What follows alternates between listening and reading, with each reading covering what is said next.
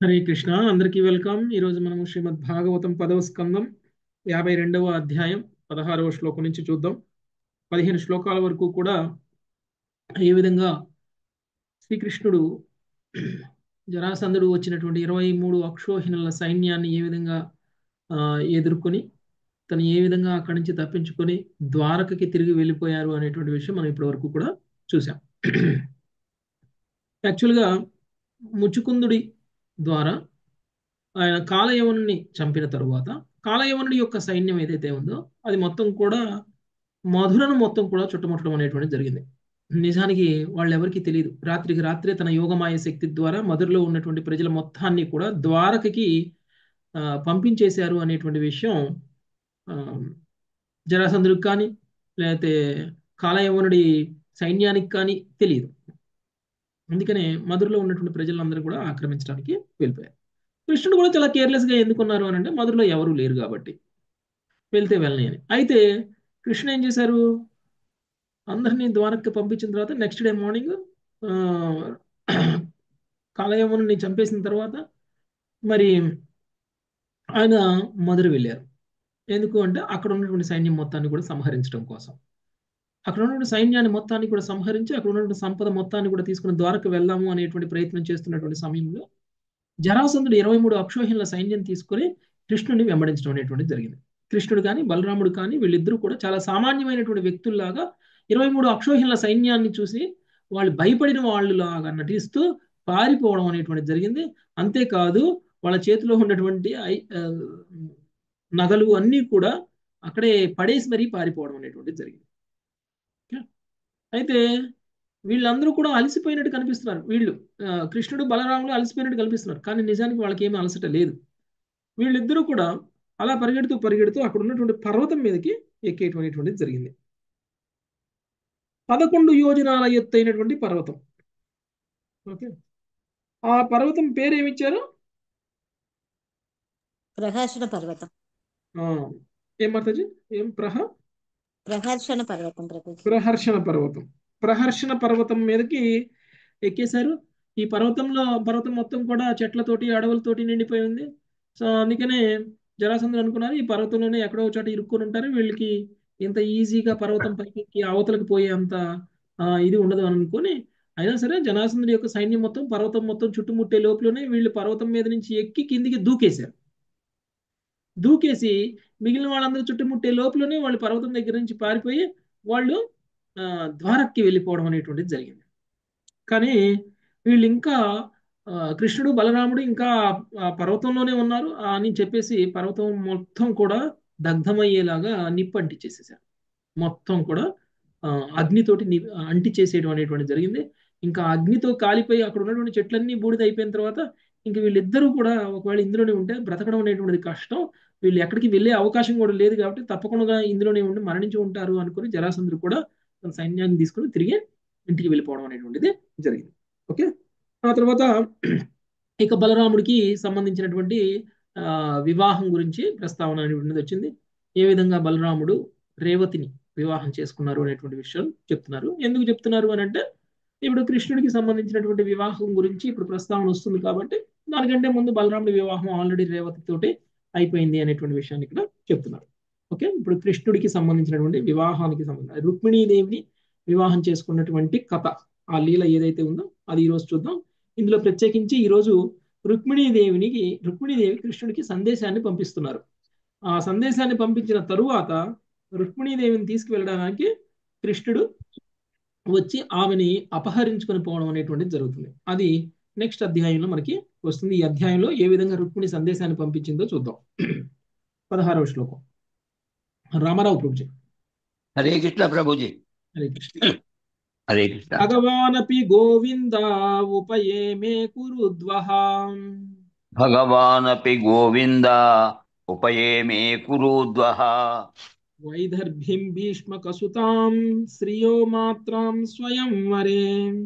వైదర్భీం భీష్మకసుతాం శ్రియో మాత్రాం స్వయంవరే. ప్రమధ్యతర సారాజ్ఞః శాల్వధీంశ్చైధ్య పక్షగాన్. ప్రమధ్యతరపారాజ్యః సాయాదీన్ स्वैद्यपाक्षगान् పశ్యతాం సర్వలోకానాం తార్క్షపుత్ర సుధామివ. पश्यतां सर्वलोकानां तादृशपुत्र सुधामिव. హరే కృష్ణ. శ్రీ ఓ కురువీర, దేవదేవుడగు గోవిందుడు భీష్ముకుని తనయ లక్ష్మీదేవి అంశయగు వైదర్భిని వివాహమాడెను. ఆమె కోరికపై ఈ కార్యమును వర్ణించిన అతడు అప్పుడు శిశుపాలుని పక్షమును వహించిన శాల్యాదిరాజులను ఓడించెను.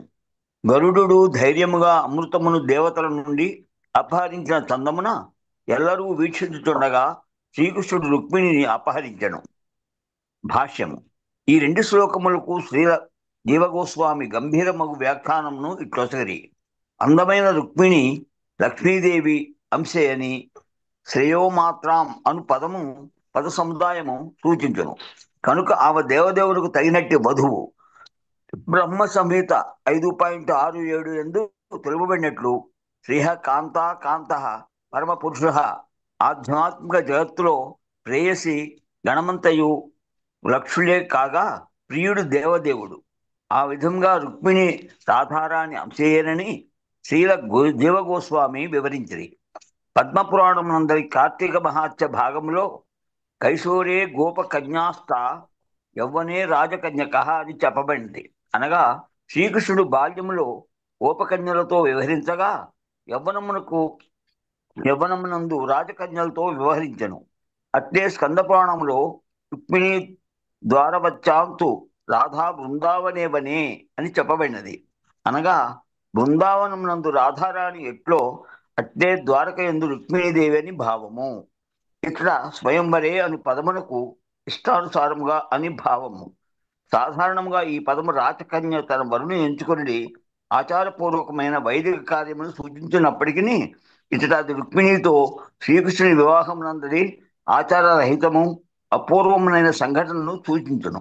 ఉదాహరణకు రుక్మిణీ కృష్ణులు తమ నిత్యమగు దివ్య ప్రేమ కారణమునే ఒకరినొకరు వరించి ఉండేది. హరే కృష్ణ ప్రభుజీ. Thank you. హరే కృష్ణ. ఇక్కడ కురువీరుణ్ణి ఉద్దేశించి మాట్లాడుతున్నారు. ఎవరు కురువీరుడు? పరీక్షణ్ మహారాజ్. పరీక్షణ్ మహారాజ్. ఓకే. సుఖదేవ గోస్వామి పరీక్షణ్ మహారాజ్ తోటి మాట్లాడుతున్నారు. ఏమని చెప్తున్నారు? భీష్మకుని తనయ. భీష్మకుడు రుక్మిణీదేవి యొక్క తండ్రి. ఓకే. లక్ష్మీదేవి అంశ అయినటువంటి వైదర్భిణి. రుక్మిణికి పేరు వైదర్భిణి అని ఎందుకు వచ్చింది? విదర్భరాజపుత్రిక ప్రభుజీ. విదర్భరాజపుత్రిక కాబట్టి ఆమె వైదర్భిణి అయింది. ఓకే. గాంధారికి కూడా గాంధారి అని పేరు ఎందుకు వచ్చింది? గాంధార రాజు పుత్రిక కాబట్టి గాంధారి అని వచ్చింది. కుంతిదేవికి కూడా కుంతి అని ఎందుకు వచ్చింది పేరు? కుంతి భోజుడు పుత్రిక కాబట్టి కుంతి అని వచ్చింది. తర్వాత ఇంకెవరున్నారు? ద్రౌపదికి కూడా అలా పేరు ఎందుకు వచ్చింది? ద్రుపద రాజ్యానికి కూతురు కాబట్టి పుత్రిక కాబట్టి ఆమెకి ద్రౌపది అని పేరు వచ్చింది. అంటే ఆ విధంగా వాళ్ళ పేర్లు వాళ్ళ ఏ రాజ్యం నుంచి వచ్చిందో ఆ రాజ్యానికి సంబంధించినటువంటి పేరు అలా ఉంటుంది. సో వైదర్భిణి అనేటువంటిది కూడా ఒక పేరు రుక్మిణికి. సో రుక్మిణిని వివాహం చేసుకోవడం అనేటువంటిది జరిగింది. ఆ రుక్మిణి ఎవరో కాదు, లక్ష్మీదేవి యొక్క అంశ అని చెప్తున్నారు. అయితే ఈ వివాహం ఎందుకు చేసుకున్నారు? రుక్మిణీదేవి కోరుకుంది కాబట్టి చేసుకున్నారు. రుక్మిణీదేవి కోరుకుంది. అలా వివాహం ఏమి చాలా సులువుగా అయిపోలేదు, చాలా ఈజీగా అయిపోలేదు. మామూలుగా అయితే స్వయంవరం జరుగుతుంది. రాచకన్యలకి వివాహం జరగాలి అని అంటే స్వయంవరం జరుగుతుంది. స్వయంవరంలో తమ వరుణ్ణి ఎంచుకునేటువంటి అవకాశం ఇవ్వబడుతుంది. కానీ ఇది స్వయంవరంలో జరగలేదు. అంటే ఆచారం ప్రకారం జరగలేదు, అపచారంగా జరిగింది అని చెప్తున్నారు. అనాచారంగా జరిగింది అని చెప్తున్నారు. అది ఎలా అనేటువంటిది ఇప్పుడు ప్రశ్న లేవాలి. మామూలుగా అయితే బలరాముడు రేవతిని వివాహం చేసుకున్నారు అని చెప్తే అందులో ప్రశ్న ఏమైనా ఉందా? లేదు ప్రభు, అందులో ప్రశ్న లేదు. అదే కృష్ణుడు రుక్మిణిని వివాహం చేసుకున్నారు, కానీ అది ఆచారం ప్రకారంగా జరగలేదు. ఆ రుక్మిణిని వివాహం చేసుకోవడానికి శిశుపాలుణ్ణి శల్వరాజులని ఓడించి మరీ చేసుకోవాల్సి వచ్చింది అని అంటే ఇప్పుడు ఇందులో ఎన్ని ప్రశ్నలు ఉంటాయి? ఏం జరిగిందో ఎందుకు అలా చేసుకున్నారు అనేటువంటి ఆతృత అనేటువంటిది వస్తుంది. అందుకనే గురువు చెప్పేటప్పుడు వినేవాళ్ళు ప్రశ్నలు వేసే విధంగా చెప్తారు కొన్నిసార్లు. ఓకే. ఎందుకంటే వాళ్ళల్లో ఉత్సాహం రావడం కోసం, ప్లస్ మధ్య మధ్యలో నిద్రపోకుండా ఉండడం కోసం. ఓకే. లేకపోతే నిద్ర వచ్చేస్తుంది. అందుకని సో వీళ్ళు ఒకవేళ ప్రశ్న అడిగారు అనుకోండి, పర్లేదు మేల్కొనే ఉన్నారు అని అర్థమైపోతుంది. అదేంటి ప్రభుజీ అలా జరిగింది, ఏం చేశారు, ఎందుకు చేశారు? శిశుపాలుని ఓడించి మరి రుక్మిణి పెళ్లి చేశారు. రుక్మిణికి శిశుపాలుడికి సంబంధం ఏంటి? శిశుపాలుడు ఎవరు, రుక్మిణి ఎవరు? రుక్మిణి ఏమో విదర్భ కన్య. విదర్భ కన్యను వివాహం చేసుకోవడానికి శిశుపాలుడిని ఎందుకు చంపాలి? శిశుపాలుడితో ఎందుకు యుద్ధం చేయాలి? లేకపోతే శిశుపాలుడితో పాటు శల్వరాజుల్ని ఎందుకు ఓడించాలి? అందులో అందరూ చూస్తుండగానే ఎత్తుకొని పోయారంట. ఏ విధంగా అయితే దేవతల నుంచి అమృతాన్ని గరుడు ఎలా అయితే అందరూ చూస్తుండగానే తీసుకుని వెళ్ళిపోతారో, ఆ విధంగా ఇంతమంది రాజులు చూస్తుంటే ఒక చిన్న బాలుడిలా ఉన్నటువంటి కృష్ణుడు ఏ విధంగా రుక్మిణీదేవిని చూస్తుండగానే అపహరించుకొని తీసుకువెళ్ళిపోయారు అనేటువంటి ప్రశ్నలు రావాలి. అందుకని ఈయన ఆ విధంగా ప్రశ్నలు వచ్చే విధంగా చెప్పారన్నమాట. శ్రీకృష్ణుడు రుక్మిణిని అపహరించారు అని చెప్పేసి. రుక్మిణి ఎవరో కాదు, లక్ష్మీదేవి యొక్క అంశ. బృందావనంలో రాధారాణి ఎలానో ద్వారకలో రుక్మిణి ఎలా. ఓకే, కృష్ణుడికి. నెక్స్ట్ 18. సునీత మాతాజీ. శ్రీరాజోవాచ శ్రీరాజోవాచ భగవాన్ భీష్మకసుతాం రుక్మిణీం రుచిరాననాం భగవాన్ భీష్మకసుతాం రుక్మిణీం రుచిరాననాం రాక్షసేనా విధానేన ఉపయేమా ఇతి శ్రుతం. రాక్షసేనా విధానేన ఉపయేమా ఇతి శ్రుతం. భావము. పరీక్షిన్ మహారాజు పలికెను, దేవదేవుడగు శ్రీకృష్ణుడు సుందరవదనయగు భీష్మకుని తనయ రుక్మిణిని రాక్షస విధిలో పరిణామాడినని వినియుంటిని. భాష్యము. రాక్షసో యుద్ధహరణాత్ అనేది స్మృతి వాక్యమును శ్రీల శ్రీధర స్వామి ఉదహరించి ఉండిరి. ప్రతిద్వంద్వి వరుల నుండి వధువును బలవంతముగా అపహరించినప్పుడు అది రాక్షస వివాహం అనబడును. అట్లే సుఖదేవ గోస్వామి కూడా ఇదివరకే రాజ్ఞ ప్రమధ్య అని పలికి ఉండెను. అనగా రుక్మిణిని చేపట్టుటకు శ్రీకృష్ణుడి విరోధి రాజులను ఓడింపవలసి వచ్చును. హరే కృష్ణ ప్రభుజీ, ధన్యవాదాలు. రాక్షస విధిలో వివాహం, స్వయంవరం వివాహం వేరు, రాక్షస విధిలో వివాహం చేసుకోవడం అనేటువంటిది వేరు. రాక్షస విధిలో వివాహం చేసుకోవడము అని అంటే వివాహం చేసుకోవాల్సినటువంటి కన్య తరపు వాళ్ళు ఇష్టం లేకపోయినా కానీ ఆమెను ఎత్తుకొని పోయి పెళ్లి చేసుకోవడం. ఓకే. సో ఇలా అపహరించి వివాహం చేసుకోవాల్సిన పరిస్థితి వచ్చింది. పైగా శత్రురాజులు కూడా ఓడించి మరి ఈమె వివాహం చేసుకోవాల్సినటువంటి పరిస్థితి ఏర్పడింది. ఓకే. అయితే ఈ కథను నేను ఇంతకు ముందే విన్నాను అని పరీక్ష మహారాజ్ చెప్తున్నారు. ఓకే, నాకు ఈ కథను విన్నాను, శ్రీకృష్ణుడు రుక్మిణీదేవిని ఎలా వివాహం చేసుకున్నారు అనేటువంటి కథని నేను విన్నాను అని చెప్తున్నాను. నెక్స్ట్ ఇంకా 19వ శ్లోకం. కేశ సుజాత మద. భగవన్ శ్రోతుమిచ్చామి కృష్ణస్యామిత తేజసః. భగవన్ శ్రోతుమిచ్చామి కృష్ణస్యామిత తేజసః. యథా మాగధ శాల్వాధీన్ జిత్వా కన్యాముపాహరత్. యథా మాగధ శాల్వాధీన్ జిత్వా కన్యాముపాహరత్. ప్రభు అమిత తేజో సంపన్నుడు శ్రీకృష్ణుడు మాగధ శాల్యాది రాజులను ఓడించి తన వధువును అపహరించిన విధమును నేను వినగోరుచున్నాను. భాష్యము. శ్రీకృష్ణుడు నిజముగా జరాసంధునికి భయపడనని మనము తలంచరాదు. అతడు జరాసంధుని వాని సైన్యమును సులభముగా ఓడించినట్లు రాబో అధ్యాయములలోనే మనము గాంచగలము. కనుక శ్రీకృష్ణుడు దివ్య పరాక్రమమును ఎన్నడూను సందేహించరాదు. హరే కృష్ణ ప్రభుజీ, ధన్యవాదాలు. ఓకే, అమిత తేజో సంపన్నుడైనటువంటి శ్రీకృష్ణ భగవానుడు మగధ శాల్యాది రాజులను ఓడించినటువంటి విధానాన్ని, వధువును అపహరించినటువంటి విధానాన్ని మొత్తం నేను వినాలనుకుంటున్నాను అని చెప్పేసి ఇక్కడ పరీక్షిత్ మహారాజు అడుగుతున్నారు. కాబట్టి భగవంతుడి యొక్క దివ్య పరాక్రమం గురించి వినడం అనేటువంటిది మామూలు విషయం కాదు. మనందరికీ కూడా సంతోషాన్ని, మనందరికీ కూడా ఆనందాన్ని, మనందరికీ కూడా ఆధ్యాత్మికమైనటువంటి ఆనందాన్ని ఇస్తుంది. కాబట్టి శ్రవణం అనేటువంటిది ఎన్నిసార్లు చేసినా కానీ ఆనందం ఉంటుంది. పరీక్షిత్ మహారాజు ఆల్రెడీ ఆ కథను విన్నాడు, కానీ ఆ కథని సుఖదేవ గోస్వామి ద్వారా వెళ్ళలేదు. ఆ కథని ఎవరి ద్వారానో విన్నాడు. ఆ రుచి వేరు, సుఖదేవ గోస్వామి ద్వారా వింటే వచ్చేటువంటి రుచి వేరు కదా. చిలక కొట్టిన జామ పండు అనమాట ఇది. సో ఇది చాలా టేస్టీగా ఉంటుంది. అందుకనే సుఖదేవ గోస్వామి ద్వారా వినాలి అని తెలిసిన కథనే మళ్ళీ అడుగుతున్నారు. మనమైతే అడుగుతామండి, నాకు ఇది ఆల్రెడీ తెలిసిన ఇంకేదైనా చెప్పు అంటాం కదా.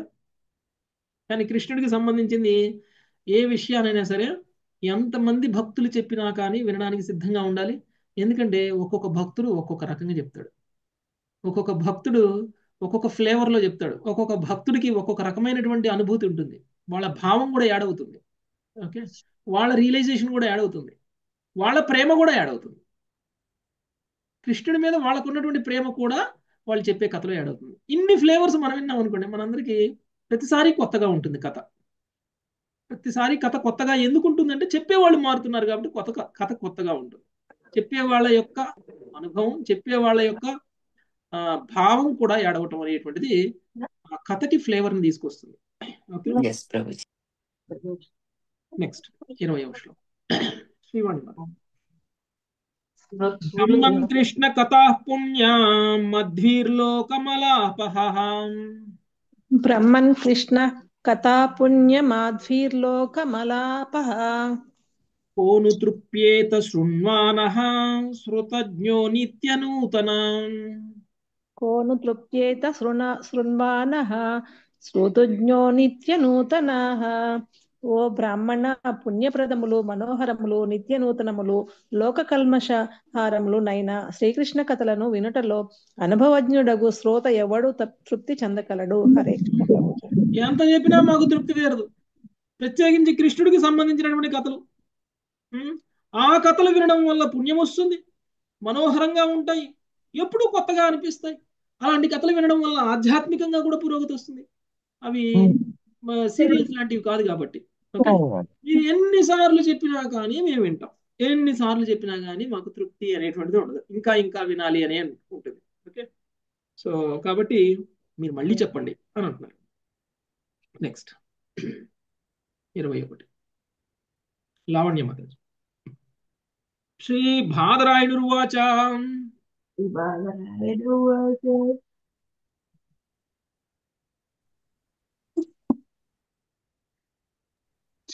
మ్యూట్ చేయండి మాతాజీ. మంజులత మాతాజీ, రాజ్యలక్ష్మి అభినయన్ మాతాజీ మ్యూట్ చేస్తారా? శ్రీవాణి మాతాజీ హరే కృష్ణ అయిపోయింది కదా. లావణ్య మాతాజీ, హరే కృష్ణ ప్రభుజీ. శ్రీ బాదరాయణుర్వాచ శ్రీ బాదరాయణుర్వాచ రాజాసీద్ భీష్మకో నామ విదర్భాధిపతిర్మహాన్. రాజాసీద్ భీష్మకో నామ విదర్భాధిపతిర్మహాన్. తస్య పంచాభవన్ పుత్రా కన్యైకా చ వరాననా. తస్య పంచాభవన్ పుత్రః కన్యైకా చ వరాననా. శ్రీ బాదరాయుని పలికెను. భీష్మకుడను ఒక రాజుండెను. అతడు విదర్భ రాజ్యమునకు మహారాజు. అతనికి 5 పుత్రులు, సుందరవదనయగు ఒక పుత్రిక ఉంటుంది. హరే కృష్ణ ప్రభుజీ. ఓకే, సో ఇప్పుడు కథ ప్రారంభించారు ఎవరు? బాదరాయణుడు. ఎవరు బాదరాయణుడు అంటే? సుఖదేవ గోస్వామి. సుఖదేవ గోస్వామి. ఓకే, సో సుఖదేవ గోస్వామి ఇప్పుడు మాట్లాడుతున్నారు. కథలో ఏం చెప్తున్నారు? భీష్మకుడు అనేటువంటి ఒక రాజు ఉండేవాడు. ఆ రాజు విదర్భ రాజ్యానికి మహారాజు. ఆయనకి 5 పుత్రులు, సుందరవదనయగు ఒక పుత్రిక ఉన్నారు. ఓకే, సో అందులో ఒకడే రుక్మి. ఈమె పేరు రుక్మిణి, ఇంకొక అతని పేరు రుక్మి. మొత్తం తనకి సోదరులు ఎంతమంది? రుక్మిణీదేవికి 5. నెక్స్ట్ 22వ శ్లోకం. మంగతాయర్ మాతాజీ, ఇందుమతి మాతాజీ. హరే కృష్ణ ప్రభు. రుక్మ్యగ్రజో రుక్మరథో రుక్మ బాహురనంతరః. రుక్మ్యగ్రజో రుక్మరథో రుక్మ బాహురనంతరః. రుక్మకేశో రుక్మమాళీ రుక్మిణ్యేషా స్వసా సతీ. రుక్మకేశో రుక్మమాలి రుక్మిణ్యేషా స్వసా సతీ. రుక్మి జ్యేష్ఠుడు కాగా రుక్మరథుడు, రుక్మబాహువు, రుక్మకేశుడు, రుక్మమాలి అను 4 పుత్రులు తరువాతి వారు ఉత్తమరాలకు రుక్మిణి వారి చెల్లెలు. హరే కృష్ణ ప్రభు. ఈ 5 పుత్రుల పేర్లు ఒక సుందరమైనటువంటి ఆ పుత్రిక పేరు. 6 మొత్తం 6 పేర్లు కూడా ఈ శ్లోకంలో తెలియజేస్తున్నారు. రుక్మి అక్కడ ఉన్నటువంటి వాళ్ళందరిలో కూడా పెద్దవాడు. భీష్మకుడు యొక్క పుత్రులందరిలో కూడా పెద్దవాడు. ఇక రుక్మరథుడు, రుక్మబాహువు, రుక్మకేశుడు, రుక్మమాళి అనేటువంటి 4 సోదరులు. ఓకే, రుక్మితో కలిసి 5. ఇక ఉత్తమరాలైనటువంటి చెల్లెలు వీళ్ళందరికీ కూడా ఎవరు అనంటే రుక్మిణి. Okay, next 23 Lakshmi Atmakuru Mataji.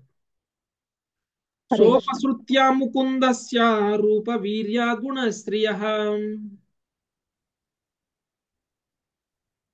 సోపశ్రుత్వా ముకుందస్య రూప వీర్య గుణశ్రియః గృహాగతైర్గీయమానాస్తం మేనే సదృశం పతిం. గృహాగతైర్గీయమానాస్తం మనే సదృశం పతిం. ప్రాసాదమునకు అరుదించెడి జనులను ముకుందుని రూప వీర్య గుణ సంపదలను కీర్తించగా విని రుక్మిణి అతడే తనకు తగిన భర్తయని నిర్ణయించుకున్నది. భాష్యము. రుక్మిణి కృష్ణులో ఒకే పోలిక కలిగిన గుణములను కలిగి ఉన్నవారై సహజముగానే పరస్పరము ఆకర్షితులైరి. సదృశం అను పదము సూచించును. భీష్మక మహారాజు పుణ్యాత్ముడు కనుక పలువురు సాధువులు ఆయన ప్రాసాదమునకు వచ్చి సాధు పురుషులు శ్రీకృష్ణ మహిమలను నిస్సందేహముగా ప్రవచించుయుందురు. Hare Krishna. Okay okay so Rukminidevi శ్రీకృష్ణుడి గురించి విన్నారు. ఈ రుక్మిణీదేవి శ్రీకృష్ణుడి గురించి ఎలా విన్నారు అని అంటే, రాజప్రసాదానికి ఎవరెవరైతే వస్తూ ఉంటారో వాళ్ళందరూ కూడా కృష్ణుడి గురించి అప్పుడప్పుడు మాట్లాడుతూ ఉంటారు, కీర్తిస్తూ ఉంటారు. కృష్ణుడు అలాంటి వాడు, కృష్ణుడు ఇలాంటి వాడు అని చెప్పేసి కృష్ణుడి గురించి ఎప్పుడు పాజిటివ్ గా వింటూ ఉన్నాను. కృష్ణుడి యొక్క వీర్యత్వాన్ని అంటే గొప్పతనాన్ని, ఆయన యొక్క బలాన్ని, ఆయన యొక్క సామర్థ్యం గురించి ఎక్కువగా వినడం అనేటువంటిది జరిగింది ఆమె. సో అందుకనే కృష్ణుడి మీద ఆకర్షణ అనేటువంటిది వచ్చింది రుక్మిణీదేవికి. ఎందుకు మాట్లాడతారు? ఊరికి ఎందుకు మాట్లాడతారు? ఎవరైనా సరే ప్రసాదానికి వచ్చే వాళ్ళు అందరూ వచ్చి మరి విదర్భరాజు దగ్గరికి వచ్చినప్పుడు విదర్భరాజుతో వాళ్ళు ఉన్న పని చూసుకొని పోవచ్చు కదా. ఎందుకు కృష్ణుడి గురించి మాట్లాడాల్సిన పరిస్థితి వచ్చింది వాళ్ళకి? శత్రువుని ఎలా ఓడించాలని దాని గురించి చర్చ జరుపుతూ ఉంటారు. యాక్చువల్గా ఈ రుక్మి ఎవరైతే ఉన్నాడో రుక్మి కూడా జరాసంధుడికి సపోర్ట్ చేస్తున్నాడు. జరాసంధుడు ఆల్రెడీ కృష్ణుడి మీద పోరాటం చేస్తున్నాడు. అంటే రుక్మి కూడా జరాసంధుడి సైన్యంలో ఒక భాగం. జరాసంధుడికి 23 అక్షోహిణుల సైన్యం ఉంది కదా, అందులో కొంతమంది రుక్మి ఇచ్చినటువంటి సైనికులు కూడా ఉంటారు. అందుకని వీళ్ళు రుక్మితో కలిసి వీళ్ళు పన్నాగం చేస్తున్నప్పుడు ఈ రోజు కృష్ణుని ఇలా ఆక్రమించాలి, ఈ రోజు కృష్ణుని అలా ఆక్రమించాలి, ఈ రోజు కృష్ణుని ఈ విధంగా ఓడించాలి, ఈ రోజు కృష్ణుని ఆ విధంగా ఓడించాలి అని యుద్ధానికి పోకముందే మార్నింగే వాళ్ళంతా ప్లాన్ వేసుకుని వెళ్ళిపోతారు. సాయంత్రం వచ్చినప్పుడు నేను ఇలా ఆక్రమిస్తే కృష్ణుడు ఇలా తప్పించుకున్నాడు, నేను అలా చేస్తే కృష్ణుడు అలా తప్పించుకున్నాడు, ఇన్ని పన్నాగాలు మనం చేసినా కానీ కృష్ణుని మనం చంపలేకపోయాము, రేపు యుద్ధంలో మాత్రం తప్పకుండా చంపేసేయాలి అని మళ్ళీ మాట్లాడుకునేవాళ్ళు సాయంత్రం. ఓకే, పొద్దున యుద్ధం చేయకముందు ఒకసారి మాట్లాడుకునేవాళ్ళు, సాయంత్రం యుద్ధం అయ్యి వచ్చిన తర్వాత మళ్ళీ ఒకసారి మాట్లాడుకునేవాళ్ళు. ఈ విధంగా కృష్ణుడిని వీళ్ళు ఎలా చంపాలని ఎన్ని ఎత్తులు వేస్తున్నా కానీ ఏ విధంగా కృష్ణుడు తప్పించుకుంటున్నాడు అనేటువంటి విషయం కూడా వాళ్ళు సాయంత్రానికి మాట్లాడుకునేసరికి కృష్ణుడు యొక్క గొప్పతనం అనేది రుక్మిణి చెవిలో పడుతుంది. ఓకే, పైగా ఎప్పుడైతే ఇద్దరు వ్యక్తులు ఎప్పుడు ఒకరినొకరు ఆకర్షించుకుంటారంటే ఇద్దరు గుణగణాలు సేమ్ అయినప్పుడు ఆకర్షించుకుంటారు. ఓకే, మామూలుగానే తెలియకుండానే ఆ ఆకర్షణ అనేటువంటిది ఇద్దరు వ్యక్తుల మధ్య ఏర్పడుతుంది. కొంతమంది వ్యక్తులు చూడగానే అది కంఫర్ట్ ఫీలింగ్ ఉండదు, ఆ వైబ్రేషన్స్ కరెక్ట్గా ఉండవు. వైబ్రేషన్స్ పాజిటివ్గా ఉన్నటువంటి వ్యక్తులు ఇద్దరు ఒక చోటుకు వచ్చినప్పుడు ఆటోమేటిక్గా వాళ్ళిద్దరు ఆ పాజిటివ్ వైబ్రేషన్స్ వల్ల ఏమి మాట్లాడుకోకపోయినా కానీ వాళ్ళిద్దరికి ఒకరి మీద ఒకరి మంచి అభిప్రాయం అనేటువంటిది ఏర్పడుతుంది. ఓకే, ఫ్రెండ్స్ అయ్యే అవకాశం ఎక్కువగా ఉంటుంది. అలానే రుక్మిణి యొక్క గుణగణాలు కృష్ణుడి యొక్క గుణగణాలతో ఏకంగా ఉన్నాయి కాబట్టి రుక్మిణికి కృష్ణుడు ఆకర్షితం అవడం అనేటువంటిది జరిగింది. కృష్ణుడికి కృష్ణుడు అంటే ఇష్టం అవడం అనేటువంటిది జరిగింది. నెక్స్ట్ 24 ఉషశ్రీ మాతాజీ. తాం బుద్ధి లక్షణౌదార్య రూపశీల గుణాశ్రయాం తాం బుద్ధి లక్షణౌదార్య రూపశీల గుణాశ్రయాం తాం బుద్ధి లక్షణ ఔదార్య రూపశీల గుణాశ్రయాం తాం బుద్ధి లక్షణౌదార్య రూపశీల గుణాశ్రయాం కృష్ణశ్చ సదృశీం భార్యాం సముద్యోడుం మనోదదే కృష్ణశ్చ సదృశీం భార్యాం సముద్వోడుం మనోదతే. ప్రభుపాదుల వారి భావము. రుక్మిణి బుద్ధి, మంగళకర దేహ లక్షణములు, సౌందర్యము, శీలము, ఇతర సద్గుణములు కలదిగా నెరిగిన వాడై శ్రీకృష్ణుడు తనకు ఆమె తగిన పత్ని అని తలచి ఆమెను వివాహమాడటకు నిర్ణయించుకునేను. ప్రభుపాదుల వారి భాష్యము. శ్రీకృష్ణుడు సదృశం పతిం, రుక్మిణిని పోలిన వాడై ఆమెకు తగిన భర్త అని వర్ణింపబడినట్లుగా రుక్మిణీదేవి సదృశీం భార్యాం, కృష్ణునే బోలినదై అతనికి తగిన పత్ని అని వర్ణింపబడినది. రుక్మిణి శ్రీకృష్ణుని ఆంతరంగిక శక్తి కనుక ఇది సహజమే. ధన్యవాదాలు ప్రభుజీ. అందరి మనసులలో ఉన్నటువంటి పరమాత్మకి ఎవరి మనసులో ఏమనుకుంటున్నారో తెలీదా? రుక్మిణి మనసులో ఏముందో కృష్ణుడికి తెలిసిపోయింది. అంటే కృష్ణుని ఎవరు కోరుకుంటున్నారు అనేటువంటి విషయం కృష్ణుడికి తెలుస్తుంది. అందుకనే ఇప్పుడు కృష్ణుడు కూడా ఆలోచిస్తున్నారు. రుక్మిణి చాలా రూపవతి, శీలవతి, సౌందర్యవతి, ఓకే, సద్గుణాలను కలిగినటువంటిది కాబట్టి రుక్మిణిని వివాహం చేసుకోవడానికి కృష్ణుడు కూడా సమ్మతాన్ని వ్యక్తం చేసేశారు. అంటే మనసులో ఆయనకు కూడా రుక్మిణిని వివాహం చేసుకోవాలి అని నిర్ణయించుకున్నారు. పైగా కృష్ణుడి యొక్క ఆంతరంగిక శక్తే కాబట్టి రుక్మిణీదేవి కోరుకున్నటువంటి కోరిక రుక్మిణీదేవి సందేశం రూపంలో పంపించక ముందే కృష్ణుడికి తెలిసిపోయింది. Okay, next 25. సర్వారాధ్య లక్ష్మీ మాతది. బంధూనామిచ్యతాం దాతుం కృష్ణాయ భగనీం నృపాం. హరే కృష్ణ ప్రభుజీ. బంధూనామిచ్యతాం దాతుం కృష్ణాయ భగినీం నృపా తతో నివార్య కృష్ణద్వేడ్ రుక్మీ చైద్యమమన్యతాం.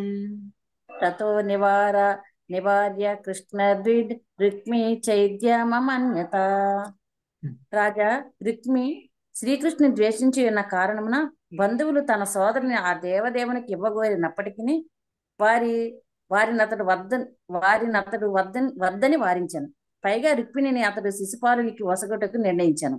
భాష్యం.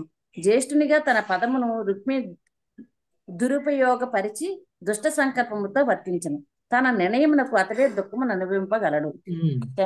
యాక్చువల్గా రుక్మి జ్యేష్ఠుడు కదా, పెద్దవాడు. జనరల్ గా ఇంట్లో ఏ విషయం జరిగినా కానీ పెద్దవాళ్ళు నిర్ణయం తీసుకుంటారు. ఇప్పుడు పాండవుల్లో పెద్దవాడు ఎవరు? యుధిష్ఠిరుడు. ఏదైనా నిర్ణయం తీసుకోవాలంటే యుధిష్ఠిరుడు ఏం చెప్తే మిగిలినటువంటి 4 సోదరులు కూడా అది వినేవాళ్ళు. అది ఆచారం. ఇప్పుడు అలా వింటలేదు అనుకోండి. ఓకే, ఒక ఇంట్లో 2 పిల్లలున్నా, 4 పిల్లలున్నా, 5 పిల్లలున్నా, ఎంతమంది ఉన్నా కానీ పెద్దవాళ్ళు చెప్పింది మిగిలిన వాళ్ళు ఫాలో అవ్వాలి అనేటువంటిది లేదు. సోదరుల విషయం పక్కన పెట్టండి, తల్లిదండ్రులు చెప్పిందే వింటలేదు. ఎవరికి వాడే మాస్టర్, ఎవరికి వాళ్లే గొప్పవాళ్ళు, ఎవరికి వాళ్ళు నేను చెప్పిందే అందరూ వినాలి అని కోరుకుంటారు ఇప్పుడు. అప్పుడు అలాంటి ఆచారం లేదు. మనకి ఇష్టమైనా ఇష్టం కాకపోయినా పెద్దవాళ్ళు చెప్పారు అని అంటే కామ్గా దాన్ని ఆచరించాల్సిందే. భక్తిలో కూడా అదే, సింపుల్. ఓకే, భక్తిలో కూడా పురోగమించాలి అని అంటే మనకంటూ ఒక అథారిటీ ఉండాలి. మనము ఎవరైనా మెంటర్షిప్లో ఉండాలి. మనం ఎవరైనా లీడర్షిప్ని యాక్సెప్ట్ చేయాలి. మనం లీడర్షిప్ని యాక్సెప్ట్ చేయలేనప్పుడు మనం భక్తిలో పురోగమించలేము. ఇంకా మనం ఎంత గొప్పవాళ్ళమైనా, మనం ఎంత పొద్దున్నే వేసి ఎన్ని మాలలు జపం చేసినా, మనము భక్తిలో పురోగమించాలి అంటే సీక్రెట్ ఏంటంటే మనము ఆధ్యాత్మికంగా మనల్ని పురోగమించడానికి ఒక మెంటర్ని ఎంచుకోవాలి. ఆయన గురు సోదరుడు అయ్యాడు. మనం మామూలుగా వాళ్ళు ఏమంటారు? గాడ్ బ్రదర్స్, గురు సోదరుడు. ఓకే, అంటే ఇప్పుడు మీరు అందరూ ఒక గురువు మహారాజుకే శిష్యులం కాబట్టి మనం అందరం కూడా సోదరులు. ఓకే, మీరందరూ కూడా నాకు సోదరులు, నేను మీకు సోదరుణ్ణి. సో ఆ విధంగా ఎవరో ఒకరిని మనం మెంటర్గా ఎంచుకోవాలి. మన గురు సోదరుణ్ణి మనం మెంటర్గా ఎంచుకోవాలి. గాడ్ బ్రదర్ అంటాం. అలాంటి వాళ్ళని మెంటర్గా ఎంచుకుని వాళ్ళ గైడెన్స్లో ఉండాలి. వాళ్ళు చెప్పినట్లు వినాలి. ఎలా? ఆధ్యాత్మికంగా పురోగమించే విధంగా. మరి అలాంటి స్థానంలో ఉన్నటువంటి వ్యక్తి తన పొజిషన్ని మిస్యూజ్ చేసుకోకూడదు. ఓకే, నన్ను లీడర్గా ఎంచుకున్నారు కదా, నేనేం చెప్పినా వింటారు కదా, నాకు ఎదురు చెప్పరు కదా అని చెప్పేసి తన పొజిషన్ని దుర్వినియోగం చేసేసి ఏమైనా చెప్పొచ్చులే అని కూడా అనుకోకూడదు. ఒకవేళ అలా చేస్తే ఏమవుతుంది? దానికి ప్రతిఫలాన్ని కూడా తానే అనుభవిస్తాడు. ఓకే, ఏం చేసినా అంటే మనం ఏం చెప్పినా ఎలా ఉండాలి, మన మీద ఆధారపడి మన గైడెన్స్ కోసం ఎదురు చూస్తూ ఉన్నటువంటి వ్యక్తులకి ఆధ్యాత్మికంగా పురోగమించే విధంగానే సలహాలు ఇవ్వాలి తప్ప వాళ్ళు ఆధ్యాత్మికంగా పతనం చెందే విధంగా సలహా ఇవ్వకూడదు.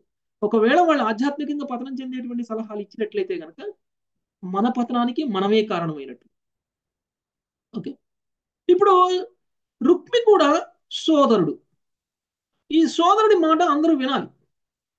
కానీ ఇతర బంధువులందరూ కూడా, అంటే ఇక్కడ బంధువులందరూ అంటే ఎవరు, రుక్మికి ఇతర సోదరులు, అంటే నలుగురు సోదరులు ఎవరైతే ఉన్నారో వాళ్ళందరూ కూడా రుక్మిణీదేవి యొక్క కోరికను విన్నారు. రుక్మితో సహా అందరూ విన్నారు. కానీ రుక్మి మాత్రం ఒప్పుకోవట్లేదు. మిగిలిన వాళ్ళందరూ ఒప్పుకున్నారు. మిగిలిన వాళ్ళందరికీ ఇబ్బంది లేదు. కృష్ణుడి వివాహం చేసుకోవడానికి రుక్మిణీదేవి యొక్క ఇతర సోదరులకు ఎవరికీ ఇబ్బంది లేదు. కానీ రుక్మి మాత్రం అంగీకరించట్లేదు. ఎందుకు? కృష్ణుడిని ఇప్పుడు తన శత్రువుగా భావిస్తున్నాడు కాబట్టి. ఓకే, జరాసంధుడికి శత్రువు కాబట్టి, జరాసంధుడి మిత్రుడు కాబట్టి రుక్మికి కృష్ణుడికి ఇచ్చి వివాహం చేయడం రుక్మిణికి ఇష్టం లేదు. ఓకే, అంటే ఇప్పుడు స్వార్థ ప్రయోజనం కోసం రుక్మిణికి జరగాల్సినటువంటి మంచి జరగకుండా చేస్తున్నాడు రుక్మి. ఓకే, రుక్మిణి భగవంతుడు కోరుకుంటుంది, అంటే ఆధ్యాత్మికంగా పురోగమించాలి అని అనుకుంటుంది. కానీ లీడర్గా ఉన్నటువంటి రుక్మి ఏం చేస్తున్నారు, దాన్ని ఆపాలి అని అనుకుంటున్నారు. అది కరెక్ట్ కాదు అని అనుకుంటున్నారు. అంటే ఇప్పుడు లీడర్గా అతను కరెక్ట్ పని చేస్తున్నాడా, ఒక మెంటర్గా కరెక్ట్ పని చేస్తున్నాడా? చేయట్లేదు. కాబట్టి ఆయనకి దానికి శిక్ష అనుభవించాల్సినటువంటి పరిస్థితి భవిష్యత్తులో వస్తుంది. 26 హైమవతి మాత. తదవేత్యాసి తాపాంగీ వైదర్భీ దుర్మనా భృశం తవేత్యాసితపాగ్ని వైదర్భీ దుర్మనాభృశం విచింత్యాప్తం ద్విజం కంచిత్ కృష్ణాయ ప్రాహిణో ద్రుతం. విజ్ఞాప్తం ద్విజం కంచిత్ కృష్ణాయ ప్రాహితో ధృతం. హరే కృష్ణ ప్రభు. నల్లని కన్నుల వైదర్భి ఈ ప్రణాళిక నెరిగినదే మిగుల కలత చెందెను. పరిస్థితిని గురించి విచారించినదే ఆమె నమ్మకస్తుడైన బ్రాహ్మణ్ణి సత్వరముగా కృష్ణుని చెంతకు పంపెను. హరే కృష్ణ ప్రభు, ధన్యవాదాలు. సో తనకి వివాహం చేసుకోవాలని ఉంది, తన బంధుమిత్రులకు కూడా ప్రాబ్లం లేదు. కానీ రుక్మి మాత్రం చేయట్లేదు, రుక్మి మాత్రం ఒప్పుకోవట్లేదు. అందుకనే ఆమె ఏం చేసింది, తనకి నమ్మకస్తుడుగా ఉన్నటువంటి ఒక బ్రాహ్మణుని వెంటనే కృష్ణుడి దగ్గరికి పంపించేసింది, కృష్ణుడికి సందేశం అందించడానికి. నెక్స్ట్ 27 మళ్ళీ శ్రీమాతాజీ. ద్వారకాంస సమభ్యేత్య ప్రతిహారై ప్రవేశితః. ద్వారకాంస సమభ్యేత్య ప్రతిహారై ప్రవేశితః. అపశ్యదాధ్యం పురుషం ఆసీనం కంచనాసనే. అపశ్యదాద్యం పురుషం ఆసీనం కంచనాసనే. ద్వారకకు చేరినంతటా ఆ బ్రాహ్మణుడు ద్వారపాలకులచే లోనికి గొనిపోవున బడినవాడే స్వర్ణ సింహాసనముపై ఆసీనుడై ఉన్నట్టు ఆది పురుషుని గాంచెను. హరే. సో ఆ బ్రాహ్మణుడు రుక్మిణీదేవికి దూతగా కృష్ణుడి దగ్గరికి వెళ్ళారు, ద్వారక చేరుకున్నారు. సో ద్వారక చేరుకొని ఆయన్ని మంచిగా ఆహ్వానించి స్వర్ణ సింహాసనం మీద కూర్చొని ఉన్నటువంటి శ్రీకృష్ణ భగవానుని ఆయన దర్శనం చేసుకున్నారు. నెక్స్ట్ 28. అంటే రుక్మిణీదేవి లాంటి వాళ్ళకి సేవకులుగా ఉంటే కృష్ణుని దర్శనం చేసుకునేటువంటి అవకాశం ఉంటుంది. ఓకే, డైరెక్ట్ గా ద్వారపాలకుడు ఆ బ్రాహ్మణుడు కనుక కృష్ణుడి దగ్గరికి వెళ్తే కృష్ణుని దర్శనాన్ని ఇస్తారా? ఎవరు ప్రభుజీ? రుక్మిణి పంపించింది కాబట్టి ఇచ్చారు. ఓకే, కాబట్టి మనం ఎవరికి సేవకులుగా ఉండాలో, మనము స్వయంగా భగవంతుడికే సేవకురాలు కావాలి అని అనుకుంటున్నటువంటి వ్యక్తులకి సేవకులుగా ఉండాలి మనం. అప్పుడు మనకి చాలా ఈజీ దర్శనం అవుతుంది అన్నమాట. నెక్స్ట్ శేషరత్నం మాట్లాడి. కృష్ణ ప్రభుజీ. దృష్ట్వా బ్రహ్మణ్య దేవస్తం అవరుహ్య నిజాసనాత్. దృష్ట్వా బ్రహ్మణ్య దేవస్తామవరుహ్య నిజాసనాత్. ఉపవేశ్యార్హయాం చక్రే యతాత్మానం దివౌకసః. ఉపవేశ్య హర్షయాం చక్రే యదాత్మానం దివౌకసః. బ్రాహ్మణ్య దేవుడు శ్రీకృష్ణుడు బ్రాహ్మణ్ణి గాంచిన వాడే సింహాసనం నుండి దిగివచ్చి అతన్ని ఆసీనుడు కావించెను. పితప దేవదేవుడు తాను దేవతలతో పూజింపబడు రీతిని అతన్ని అర్చించెను. హరే కృష్ణ ప్రభు. బ్రాహ్మణ దేవుడకు శ్రీకృష్ణుడు బ్రాహ్మణ దేవుడకు శ్రీకృష్ణుడు బ్రాహ్మణుని గాంచిన వాడై సింహాసనము నుండి దిగివచ్చి అతనికి ఆసీనుని కావించెను. పిదప ఆ దేవదేవుడు తాను దేవతలచే పూజింపబడు రీతిగా అతడు అర్చించను. చూడండి, చాలా గ్రేట్నెస్. మామూలుగా బ్రాహ్మణులచే పూజింపబడేటువంటి శ్రీకృష్ణ భగవానుడు బ్రాహ్మణుని పూజిస్తున్నారు. అంటే మనల్ని ఎవరైతే పూజిస్తారో వాళ్ళని మనం పూజించటం. ఇది ఎందుకు చేశారు? కృష్ణుడు ఒక దేవాది దేవుడు, స్వయంగా దేవతలు కూడా ఆయన్ని పూజిస్తారు. ఏ రీతిలో పూజిస్తున్నారు? దేవతలు తనని ఎలా పూజిస్తారో ఆ విధంగా తను కూర్చున్నటువంటి సింహాసనం మీద నుంచి లేసొచ్చి అక్కడికి వచ్చినటువంటి బ్రాహ్మణుని పూజిస్తున్నారు. అది కృష్ణుడి యొక్క గొప్పతనం. ఓకే, అంటే స్వయంగా భగవానుడే అయినా సరే ఈ భౌతిక విశ్వంలోకి వచ్చినప్పుడు ఒక బ్రాహ్మణుని ఎలా ఆదరించాలి అనేటువంటి విషయాన్ని ప్రాక్టికల్గా ఆయన చేసి మనందరికీ చూపిస్తున్నారు. లేదు అంటే ఆయన సింహాసనంలో కూర్చొని బ్రాహ్మణుడు రాగానే బ్రాహ్మణుని గౌరవించాల్సిన అవసరం లేదు, ఎందుకంటే స్వయంగా ఆ బ్రాహ్మణులే కృష్ణుడిని పూజిస్తారు కాబట్టి బ్రాహ్మణులు రాగానే సింహాసనం మీద లేవాల్సిన అవసరం లేదు, బ్రాహ్మణులు రాగానే వాళ్ళకి ఉత్తమ ఆసనం ఇవ్వాల్సిన అవసరం లేదు. ఎందుకు అంటే వాళ్ళకంటే నేను ఉత్తమ స్థాయిలో ఉన్నాను కాబట్టి అని కనుక కృష్ణుడు ప్రవర్తించి ఉన్నారనుకోండి. యాక్చువల్గా అయితే అలా చేసినా కృష్ణుడి విషయంలో తప్పు లేదు, ఎందుకంటే కృష్ణుడు దేవాది దేవుడు కాబట్టి, బ్రాహ్మణులందరూ కూడా ఆయన సేవకులు కాబట్టి అలా చేసినా తప్పులేదు కృష్ణుడి విషయంలో. కానీ అలా చేస్తే మనందరికీ కూడా రాంగ్ మెసేజ్ వెళ్తుంది. కృష్ణుడు అలా చేస్తే నేను ఎందుకు చేయకూడదు అనేటువంటి అవకాశం ఉంటుంది. అందుకనే ఒక సామాన్యమైనటువంటి వ్యక్తిగా ఈ భూమి మీదకి వచ్చినప్పుడు ఒక సామాన్యమైనటువంటి వ్యక్తి బ్రాహ్మణుని చూడగానే ఎలా ప్రతిస్పందించాలో అలానే ప్రతిస్పందిస్తున్నారు. అప్పుడు మనం అందరం కూడా కృష్ణుడి నుంచి నేర్చుకుంటాం. ఓకే, విధి విధానాలు ఏ విధంగా బ్రాహ్మణ్ణి గౌరవించాలి అనేటువంటిది మనందరికీ కూడా తెలుస్తుంది. యాక్చువల్గా అయితే మన ఇంటికి ఎవరైనా సరే బ్రాహ్మణులు వైష్ణవులు వచ్చినప్పుడు మనం కూడా అలానే చేయాలి, కృష్ణుడు చేసినట్టు చేయాలి. ఓకే, ఆహ్వానించాలి వాళ్ళని. 29 నరసింహారావు ప్రభుజీ. హరే కృష్ణ ప్రభుజీ. తం భుక్తవంతం విశ్రాంతం ఉపగమ్య సతాం గతి. తం భుక్తవంతం విశ్రాంతం ఉపగమ్య సతాం గతి. ప్రాణినాభిమృశన్ పాధా అవ్యగ్రస్తమృచ్ఛతాం. ప్రాణినావా మృసన్ పాద వ్యవ్యగ్రస్తమపృచ్ఛత.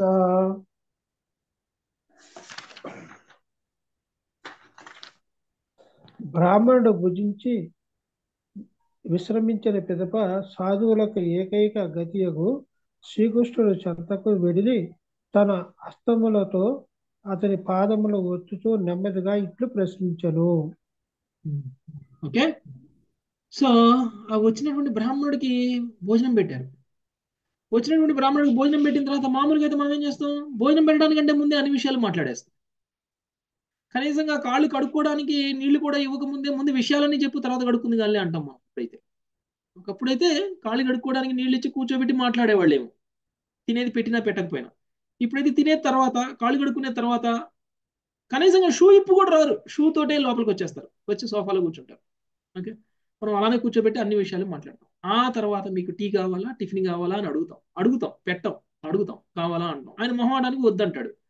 సో మనం అమ్మయ్య అనుకుంటాం, చేయాల్సిన పని లేదు, పెట్టాల్సిన పని లేదు అనుకుంటాం కదా.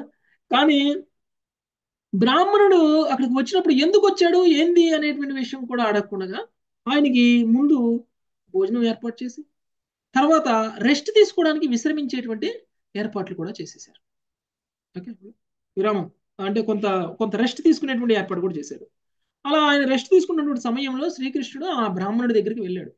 సాధువులతో పూజింపబడేటువంటి బ్రాహ్మణుడు సాధువు యొక్క పాదాలకి సేవ చేయడానికి వెళ్ళిపోయాడు. మామూలుగా అలసిపోయి వచ్చినటువంటి వ్యక్తి ఇంటికి వస్తే వాళ్ళకి అన్ని రకాల సేవలు చేయాలి. ఈయన విదర్భ నుంచి ప్రయాణం చేసి వచ్చాడు ద్వారక వరకు కాబట్టి అలసిపోయి ఉంటారు. కాబట్టి ఆయన పాదాలు ఒత్తుతున్నారు శ్రీకృష్ణ భగవాన్. ఇప్పుడు మాట్లాడుతున్నారు కృష్ణుడు. ఏం మాట్లాడుతున్నారు చూద్దాం. నాగలక్ష్మి మాత. హరే కృష్ణ ప్రభుజీ. నాగలక్ష్మి మాత. హరే కృష్ణ ప్రభుజీ. కచ్చిద్విజ వరశ్రేష్ఠ ధర్మస్తే వృద్ధ సమ్మతః. కచ్చిద్విజవర శ్రేష్ఠ ధర్మస్తే వృద్ధ సమ్మతః. వర్తతే నాతి కృచ్ఛ్రేణ నంతుష్ట మనసః సదా. వర్తతే నాతి కృచ్ఛేణ సంతుష్ట మనసః సదా. దేవదేవుడు పలికెను, ఓ బ్రాహ్మణ శ్రేష్ఠుడా, ప్రాచీనులచే సమ్మతములైనటి నీ ధర్మానుష్ఠానములు ఎక్కువ కష్టము లేకుండా కొనసాగుచున్నవా? నీవు సంతుష్ట చిత్తుడవై ఉంటివా? భాష్యం. ధర్మ అనేది పదమును ఇచ్చట మేము ధర్మానుష్ఠానముగా వివరించితిమి. ఈ అర్థము మూల పదము యొక్క భావమును పూర్తిగా తెలియజేయనప్పటికీ అట్టి వివరణమును కావించితిమి. శ్రీకృష్ణ భగవానుడు మతరహితమైన సంఘములో ఆవిర్భవించలేదు. భగవన్నియమ పాలన అవసరమును తెలియజాలన్నట్టి సమాజము వేదకాలం నాటి జనుల ఊహకైనను అందదు. కనుక ధర్మము అనేది పదము వారికి కర్తవ్యం. ఉన్నత నియమములు, విద్యుత్ ధర్మము మున్నగు భావములను తెలియజేసేది. అటువంటి కర్తవ్యము ధర్మ పరిధిలోనే ఉన్నదని సహజముగానే భావింపబడేది. కానీ ఆ కాలంలో ధర్మం అన్నది జీవితం యొక్క ఒకానొక అంశంనకు లేదా విభాగంనకు గాక సకల కర్మలకు మార్గదర్శకంగా ఉండేది. ఆ ధర్మయుత జీవనము అసూరి ప్రవృత్తిగా పరిగణింపబడేది. భగవంతుని ప్రమేయము సమస్తమునందు గోచరించేది. హరే కృష్ణ ప్రభు. సో శ్రీకృష్ణ భగవానుడు ఆ బ్రాహ్మణుణ్ణి ప్రశ్నిస్తున్నారు. ముందు కుశల ప్రశ్నలు వేస్తున్నారు. ప్రాచీనులచే సమ్మతమైనటువంటి నీ ధర్మానుష్ఠానాలు ఎక్కువ కష్టం లేకుండా కొనసాగుతున్నాయా? నీవు సంతుష్ట చిత్తుడవై ఉన్నావా అనేటువంటి విషయం. అంటే మామూలుగా అయితే ధర్మ, అర్థ, కామ, మోక్ష అనేటువంటి విషయం మనం మాట్లాడుకుంటాం కదా. అందులో ధర్మము అంటే ఏమనుకుంటాం మనం? ధర్మము అంటే బాధ్యత. ధర్మం అంటే బాధ్యత. మన బాధ్యతలు మనం ఈ ఇంట్లో మనం సుఖంగా ఉండాలి అని అంటే మన మీద ఆధారపడినటువంటి వాళ్ళందరినీ కూడా సుఖంగా ఉండేలా చూసుకోవాలి అనేటువంటిది ఏదైతే ఉందో అది మన బాధ్యత. ఓకే, ఎప్పుడైతే మనం అది చేస్తామో అది మన ధర్మం. అదే ధర్మం అంటే. జనరల్ గా ధర్మం అనేటువంటి పదం ఎందుకు ఉపయోగిస్తాము అని అంటే, ఏదైతే కర్మ చేస్తామో బాధ్యతగా ఆ కర్మ చేయడం వల్ల మనకు పుణ్యం వచ్చేటువంటి విధంగా ఉంటుంది. అది ధర్మము అని అనుకుంటాం. ఓకే, నిజానికి ప్రస్తుత సమాజంలో కూడా ప్రతి ఒక్కళ్ళు కూడా ప్రతి విషయంలోనూ చేస్తున్నటువంటి పనులు ఏవైతే ఉన్నాయో అవన్నీ కూడా ధర్మబద్ధంగా చేస్తున్నామా లేదా అని ఆలోచిస్తూ చేస్తూ ఉంటారు. అంటే మన బాధ్యతలను నెరవేర్చేటప్పుడు పుణ్యాన్ని సంపాదించి పెట్టేలా ఉండాలి అది. ఓకే, అంతేకాని పాపం తీసుకొచ్చేలా ఉండకూడదు. అంటే నేను నా కుటుంబ సభ్యులను చంపాలి కదా, కుటుంబ సభ్యులను బతికించాలి కదా అని చెప్పేసి ఎవరినో చంపేసి బతికించకూడదు. అది అధర్మబద్ధంగా చేసినట్లు. యాక్చువల్గా శాస్త్ర ప్రకారంగా నిజమైనటువంటి ధర్మం ఏమిటి అని అంటే, మనం ఏ కర్మ చేసినా కానీ ఆ కర్మ మనల్ని ఆధ్యాత్మికంగా పురోగమించేలా చేస్తుందా లేదా? మనం ఏ కర్మ చేసినా కానీ మనల్ని ఒక అడుగు కృష్ణుడి వైపుకి వేసేలా చేస్తుందా లేదా? అది నిజమైనటువంటి ధర్మం. మనం ఏ కర్మ చేసినా కానీ దానివల్ల కృష్ణుడి మీద ప్రేమ కలగట్లేదు అనుకోండి, మనం చేసేటువంటిది శాస్త్రబద్ధంగానే చేస్తున్నాం, మనం చేసేటువంటి దాంట్లో పుణ్యం ఉంటుంది, మనం చేసేటువంటిది బాధ్యతగానే చేస్తున్నాం, మనం చేసేటువంటి పని వల్ల ఎవరికి ఎలాంటి హాని కలగట్లేదు, అయినా దానివల్ల మనకి కృష్ణుడు గుర్తుకు వస్తున్నాడా రావట్లేదా, దానివల్ల మనకి కృష్ణుడి మీద ప్రేమ వస్తుందా రావట్లేదా అనేటువంటి ఒకే ఒక కండిషన్ ఏదైతే ఉందో అది ధర్మమా కాదా అనేటువంటి విషయాన్ని నిర్ధారిస్తుంది. ఓకే, సో నిజమైనటువంటి ధర్మం ఏంటి? కృష్ణ ప్రేమ. ఓకే, కృష్ణ ప్రేమను పొందేలా చేయాలి. అందుకనే కృష్ణుడు సర్వధర్మాన్ పరిత్యజ్య మామేకం శరణం వ్రజ అన్నారు. అంటే మనం అనుకుంటున్నటువంటి ధర్మాలు ఇవన్నీ కాదు, అవన్నీ వదిలేసి ఓకే నాకు శరణు వేడుకో. ఎందుకు? నువ్వు ఏ పని చేసినా ఏ ధర్మాన్ని నిర్వర్తించినా కానీ ఆ అన్ని ధర్మాల్లో నేను గుర్తు రాకపోతే అది అధర్మమే అవుతుంది తప్ప, నేను గుర్తు వచ్చినప్పుడు మాత్రమే అది ధర్మం అవుతుంది మీరు చేసే ప్రతి పనుల్లో అని కృష్ణుడు మనకు అక్కడే చెప్పేస్తున్నాడు. కాబట్టి ఇక్కడ ఇండైరెక్ట్గానే అడుగుతున్నాడు కృష్ణుడు, ధర్మానుష్ఠాలన్నీ సక్రమంగా జరుగుతున్నాయా, ఎలాంటి కష్టం లేదు కదా అంటే. ప్రతి వ్యక్తికి ఆధ్యాత్మిక పురోగమతి అనేటువంటిది చాలా ఇంపార్టెంట్. అప్పట్లో నువ్వు ఎన్ని రకాలుగా భౌతికంగా సుఖంగా ఉన్నావు, నీ ఆఫీస్ పనులు సక్కంగా నడుస్తున్నాయా, నీకు ఎలాంటి కష్టము లేదు కదా అని మనం అడుగుతాం కదా. మన ఇంటికి ఎవరన్నా వస్తే ఎలా ఉంది నీ బిజినెస్, బాగా లాభం వస్తుందా, బాగా సంపాదిస్తున్నావా, నష్టాలు ఏం రావట్లేదు కదా, ఇలాంటివే కదా మనం అడిగేది. అవును ప్రభుజీ. భక్తి చేస్తున్నారా అంటే మీరెందుకు అంత ఎక్కువ చేస్తున్నారా అంటారు. ఒకవేళ మీరు ఆధ్యాత్మికంగా పురోగమిస్తున్నారా అంటే ఓవర్ యాక్షన్ ఆపండి. మీ ఓవర్ యాక్షన్ ఆపండి అని అంటారు. యాక్చువల్ శాస్త్రం అయితే అదే. ఓకే, కుశల ప్రశ్నలు ఎందుకు అడగాలి అంటే మీరు భక్తి చేయడానికి అనుకూలం ఉందా మీ వాతావరణం, మీ ఇంట్లో పరిస్థితులు అని అడగాలి. ఓకే, అలానే అడుగుతున్నారు కృష్ణుడు. ఓకే, అడగమన్నాడు, ఇప్పుడు అడగలేదు కదండి ఎవరు. ఓకే, అమృతమాత. సంతుష్టో యర్హి వర్తేత బ్రాహ్మణో ఏన కేనచిత్. సంతుష్టో సంకృత్లో మాతాజీ, సంతుష్టో యర్హి వర్తేత బ్రాహ్మణో ఏన కేనచిత్. సంతుష్టో యర్హి వర్తేన బ్రాహ్మణో ఏన కేనచిత్. ఆహీయమాన స్వాధర్మాన్ సహ్యస్యాఖిలాఖ మధుక్.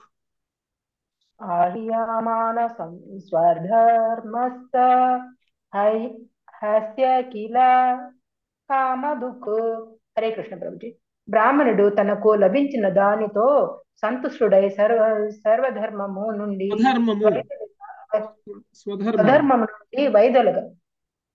స్వధర్మము నుండి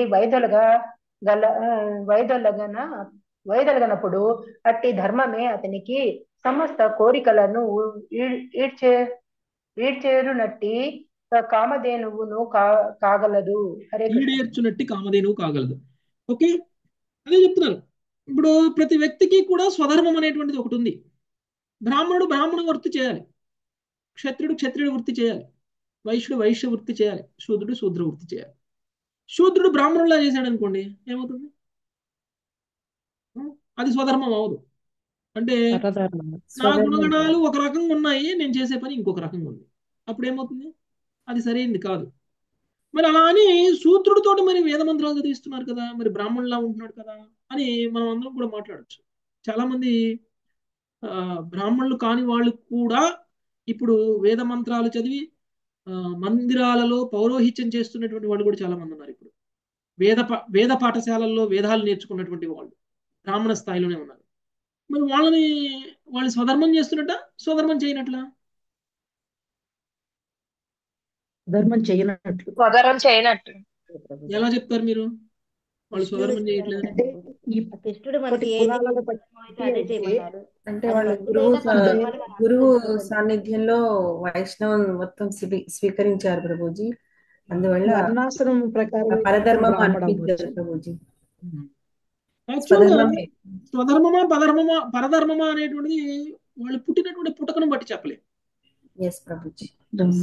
వాళ్ళు శూద్ర కుటుంబంలో పుట్టారు కాబట్టి వాళ్ళు బ్రాహ్మణ పౌరోహిత్యం చేస్తుంటే వాళ్ళు స్వధర్మం చేయట్లేదని చెప్పడానికి లేదు. వాళ్ళ గుణగణాలు బ్రాహ్మణులలా ఉంటే వాళ్ళు చేసేది స్వధర్మమే అవుతుంది. ఓకే, వాళ్ళు సాత్వికంగా ఉన్నారనుకోండి, ఏంటి ప్రాబ్లం? వాళ్ళు ఉల్లిపాయ తింటలేదు, ఎల్లిపాయ తింటలేదు, మాంసాహారం తింటలేదు, ఎవరిని చంపట్లేదు, ఎవరిని హాని కలిగించట్లేదు, ఎవరైనా వెళ్ళి తిట్టినా కానీ రియాక్ట్ అవ్వట్లేదు, ఎవరైనా వెళ్ళి కొట్టినా కానీ రియాక్ట్ అవ్వట్లేదు. ఇవన్నీ ఎవరికి ఉండాల్సిన లక్షణాలు? బ్రాహ్మణులకు ఉండాల్సిన లక్షణాలు. ఇలాంటి లక్షణాలన్నీ శూద్ర కుటుంబంలో పుట్టినటువంటి వ్యక్తికి ఉన్నాయనుకోండి, బ్రాహ్మణుడు అనాలా, శూద్రుడు అనాలా? అలాంటి వ్యక్తి వేద జ్ఞానం నేర్చుకోవాలి అనేటువంటి కోరుకునే వేద పాఠశాలలో చేరి వేదాలు నేర్చుకుని వేద మంత్రాలు చదువుతున్నారు అనుకోండి, స్వధర్మం చేస్తున్నట్ట, పరధర్మం చేస్తున్నట్ట? స్వధర్మం చేస్తున్నారు. నేర్పుతారా ప్రభుజీ అట్లా? వాళ్ళకి నేర్పుతారా అట్లా? నేర్పుతారు. ఎందుకు సుపుత్రులకు కూడా ఎవరైనా నేర్చుకోవచ్చు. భగవద్గీతలో కృష్ణుడు అన్నారు కదా ప్రభు, మన ధర్మాన్ని అది పరులది ధర్మమైనా కూడా మనం అది పాటించకూడదని. స్వధర్మే నిధనం శ్రేయంగా పరధర్మం భయా. అవును, స్వధర్మం చేయాలి. ఇక్కడ పుట్టుకతోటి రాదు వర్ణం అనేటువంటిది. ఓకే, ఇప్పుడు నేను పుట్టుకతో క్షత్రియుడిని అయి ఉండొచ్చు, కానీ నా గుణగణాలు క్షత్రియ గుణగణాలు లేవు, నాకు వైశ్య గుణగణాలు ఉన్నాయి అనుకోండి, అప్పుడు నేను వైశ్యుడిని అవుతాను. కాబట్టి వైశ్యుడుగా నేను చేయాల్సినటువంటి ధర్మం బిజినెస్, వైశ్యుడుగా నేను చేయాల్సినటువంటి ధర్మం వ్యవసాయం. ఇవి చేస్తున్నాను అనుకోండి, స్వధర్మాన్ని పాటించినట్టే అవుతుంది. ఓకే, మనము ఇంకా ఆ లాజిక్ నుంచి బయట రావట్లేదు. పుట్టుకతో వచ్చినటువంటిది వర్ణము అనేటువంటి లాజిక్ నుంచి బయటికి రావాలి.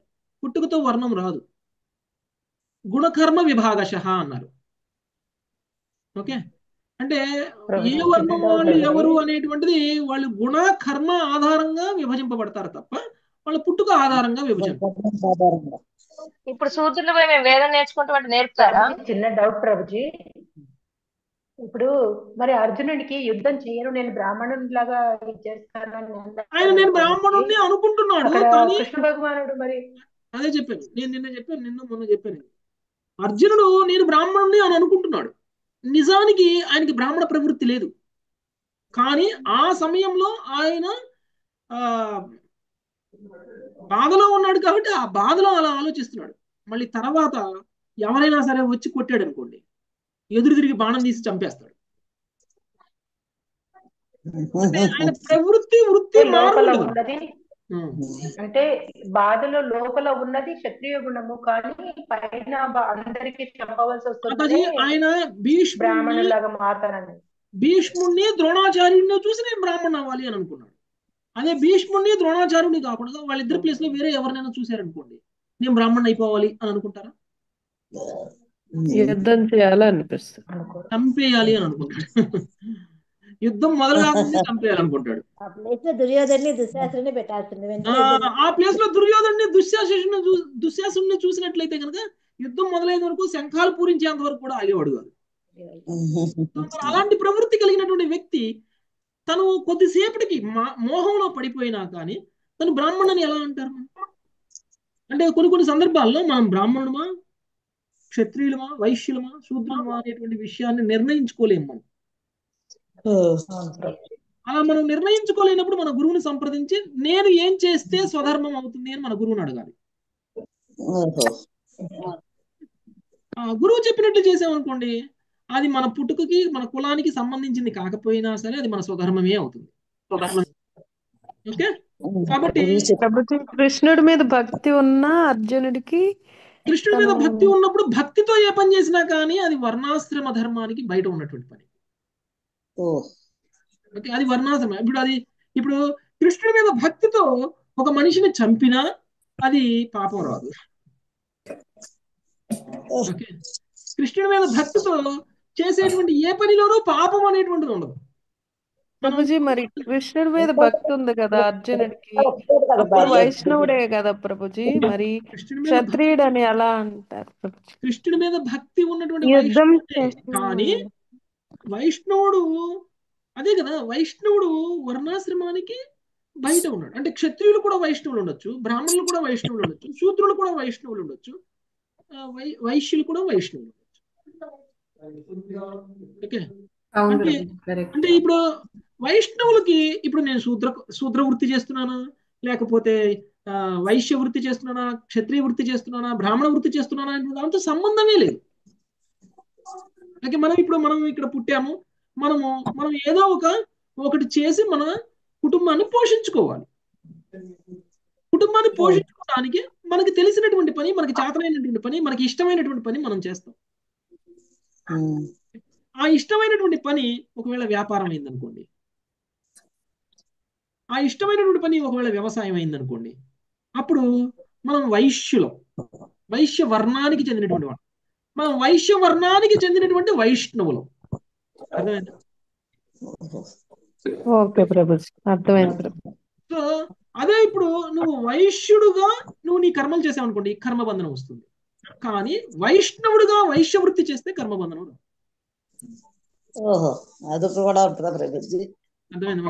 చాలా ఉంది ప్రభుజీ, కొంచెం అర్థమైంది.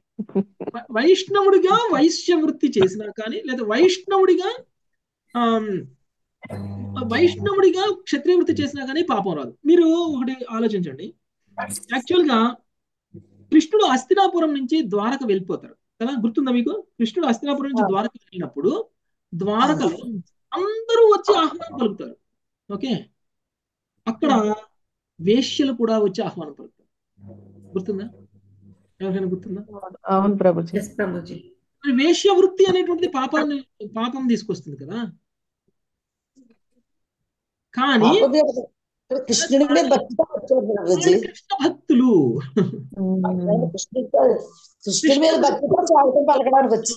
వాళ్ళు కృష్ణ భక్తులు, వాళ్ళు చేస్తున్నటువంటిది కృష్ణ భక్తిలో చేస్తున్నారు.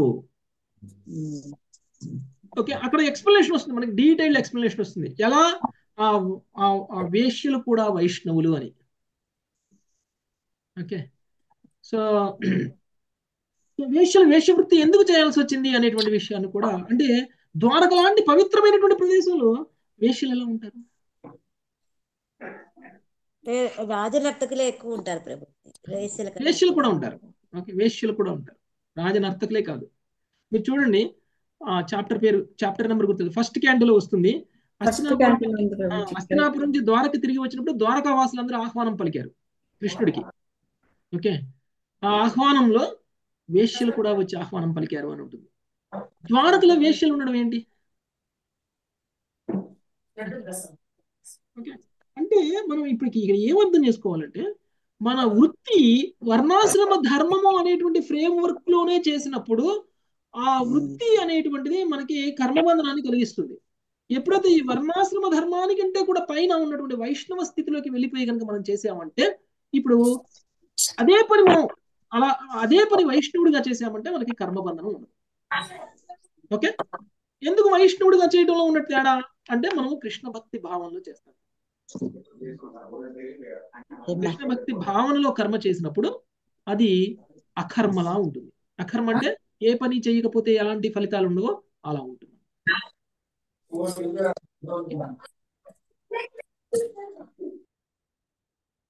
సో అర్థమైందా మాతాజీ? ఇంకేమైనా ఉందా? అర్థం కాకుండా. అందుకని ఇక్కడ బ్రాహ్మణుడు తనకి లభించిన దాంతో సంతుష్టుడై స్వధర్మము నుండి వైదొలగినప్పుడు అట్టి ధర్మమే అతనికి సమస్త కోరికలను ఈడేర్చినట్టు కామధేనువు కాగలదు. ఓకే, అంటే మరి ఇప్పుడు ఈయన బ్రాహ్మణుడు కదా, ఆయనకి వచ్చిందా రాదా, ఎంత వచ్చింది ఎంత రాలేదు అనేది అంత సంబంధం. నాకున్నటువంటి ప్రవృత్తిని అనుసరించి నేను బ్రాహ్మణ వృత్తిని చేస్తున్నాను కాబట్టి నాకు సంతుష్టిని కలిగించేటువంటి పని నేను చేస్తున్నాను. దానివల్ల నాకు ఎంత లాభం వచ్చింది అనే దాంతో సంబంధం, ఎంత సంపాదించాను అనే దాంతో సంబంధం. అలా చేసినప్పుడు అది సరి అయినటువంటి విధానం. కొంతమంది చేస్తుంటారు, మనము మన పిల్లల్ని నువ్వు ఇంజనీర్ అవ్వు ఈజీగా జాబ్ వస్తుంది, ఇంజనీర్ అవ్వు ఈజీగా నువ్వు సెటిల్ అయిపోతావు అని చెప్తే పిల్లలు నాకు ఇంజనీర్ అవ్వడం ఇష్టం లేదు, నాకు ఏదో డాక్టర్ కావాలను, లేకపోతే యాక్టర్ కావాలను, లేకపోతే ఇంకేదో కావాలను, లాయర్ కావాలను అంటారు. ఓకే, అన్నప్పుడు మరి వాళ్ళకి అది ఇష్టమైన పని చేసినప్పుడు, మరి నువ్వు ఇంజనీర్ అయినప్పుడు నీకు వచ్చినంత డబ్బు నువ్వు యాక్టర్ అయితే రాదు, ఇంజనీర్ అయితే వచ్చినంత డబ్బు నీకు లాయర్ అయితే రాదు అని అన్నావు అనుకోండి, అది అక్కడ డబ్బుతోటి సంపాదనతోటి సంబంధం లేదు. అక్కడ అది వాళ్ళ ప్రవృత్తి ఏంటి, వాళ్ళకి ఏది ఇష్టం, వాళ్ళకి ఏది చేస్తే ఆనందం కలుగుతుంది, అది ఇంపార్టెంట్. అది వాళ్ళకి అది స్వధర్మం అవుతుంది. సో అలా చేసినప్పుడు వాళ్ళకు వచ్చేటువంటి దాంతో వాళ్ళు సంతృప్తి చెందుతారు, ఎంత వచ్చినా సంతృప్తి చెందుతారు. కంపారిజన్ అవసరం లేదు అక్కడ. ఇంకొకళ్ళు నాతోటి వాడు నా క్లాస్మేట్ ఎంత సంపాదిస్తున్నాడు, నేను ఎంత సంపాదిస్తున్నాను, ఈ డిఫరెన్స్ తోటి సంబంధం లేదు. చేసే పని నాకు ఆనందాన్ని కలిగిస్తుందా లేదా, ఓకే, చేసే పని నాకు సంతృప్తిని ఇస్తుందా లేదా, అంతే. అలానే బ్రాహ్మణుడు కూడా పౌరోహిత్యం చేస్తాడు, మనకంటే జ్ఞానవంతుడు, మనకంటే ఉత్తమమైనటువంటి కులంలో పుట్టాడు, మనకంటే గొప్పవాడు. పౌరోహిత్యం మీద ఆయనకి ఎంత వస్తాయి, మనం ఎంత ఇస్తే అంత తీసుకుంటాడు దక్షిణలాగా కదా. కానీ మరి ఆయనకంటే ఉత్తమమైన కులంలో పుట్టకపోయినా, ఆయనకంటే ఉత్తమమైన జ్ఞానం లేకపోయినా మనం ఆయనకి ఇచ్చే స్థితిలో ఉన్నాము, ఆయన మన దగ్గర నుంచి తీసుకునే స్థితిలో ఉన్నాం. అలా అని మనం అయినా సరే ఆయన సంతృష్టి చెందుతాడు, కానీ మనకు అలా ఉండదు. ఎందుకంటే మన ప్రవృత్తి వేరు, మన మన మన వర్ణం వేరు. కాబట్టి అది స్వధర్మం చేసినప్పుడు వచ్చేటువంటి సంతృప్తి అలా ఉంటుందన్నమాట, స్వధర్మాన్ని పాటించడం వల్ల. అందుకనే స్వధర్మాన్ని పాటించండి.